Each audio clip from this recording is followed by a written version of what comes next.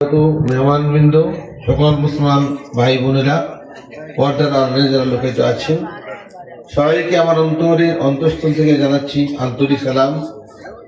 আসসালামু আলাইকুম ওয়া রাহমাতুল্লাহি ওয়া বারাকাতুহু। ওয়া আলাইকুম আসসালাম ওয়া রাহমাতুল্লাহ। আসসালামু আলাইকুম। অন্ধকার এই জলসা জান্নাতের জলসা,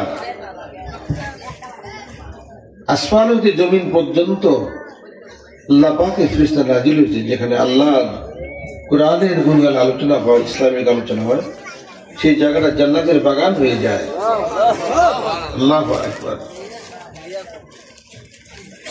অন্ধকার জলসা যাকে কেন্দ্র করে আমরা আজকে স্মরণ করেছি মিলাদ মাহফিল, যিনি আমার পাম্পে মসজিদ দস্তগীর শাহ আলী শাহ সুফি ইমামে তরিকত হযরত মাওলানা আব্দুল হামিদ কুতুবী রুহানী রহমাতুল্লাহ আলাইহি পৃথিবী থেকে বিদায় নিয়েছেন। তার স্মরণে আমরা দোয়ার মাহফিল করেছি এবং স্মরণ করেছি।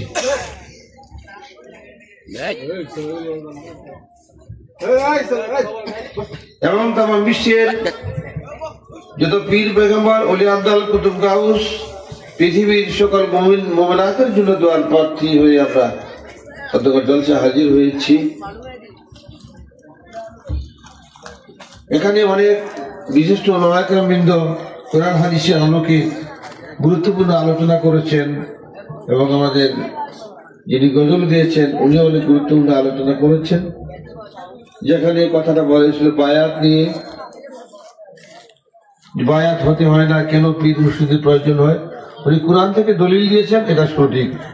হাদিসে রাসূল পাক সাল্লাল্লাহু আলাইহি ওয়াসাল্লাম বলেছেন, যে ব্যক্তি বায়াত না হয়ে মৃত্যুবরণ করেছে তার মৃত্যু জাহেলিতে ছিল, মূর্খতার সাথে যেন তার মৃত্যু হয়। আল হাদিস বুখারী শরীফ। প্রতিটি মুসলমান বায়াত হয়ে বিদায় নিতে হবে। রাসূল থেকে এসেছে নায়েবে রাসূল, রাসূল করিম সাল্লাল্লাহু আলাইহি ওয়াসাল্লাম হাদিস শরীফ উল্লেখ করেছেন, আমি চলে যাচ্ছি, চলে যাব, আমার পরে আমার স্থলাভিষিক্ত থাকবে নায়েবে রাসূল।